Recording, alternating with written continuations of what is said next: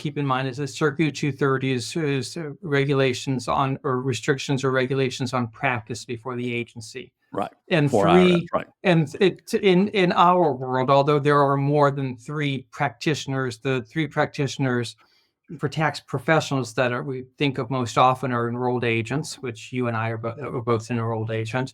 CPAs and attorneys are governed by the rules of practice.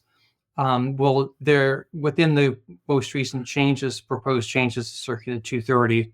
We also see a bit of ink spilled on appraisers, which is important for some folks in the world of tax. It's not hugely important for a lot of people that I know. They also belong in Circular 230. So, as I said, Circular 230 governs practice before the agency.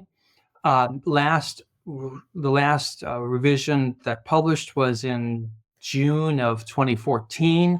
So that was going on 11 years ago now. As you suggested, as when you handed this over to me, the revision is long overdue. We've been asking, folks who think about these things have been asking for it for some period of time, largely because the last revision to Circular 230 included additions with respect to the registered tax return preparers, which most, there'll be people listening to this who weren't even tax professionals when this was a thing, but it was IRS's failed effort at looping in all tax preparers, requiring or licensing all tax preparers.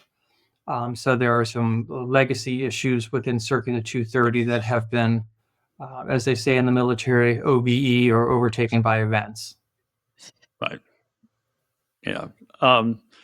I think one thing we have to remember that, and that the court case, Nanny, you can speak to this, the Loving case, we had that, I don't know how long before from the IRS trying to regulate return preparation until Loving. I guess we had it for about a year, if my memory serves me correct.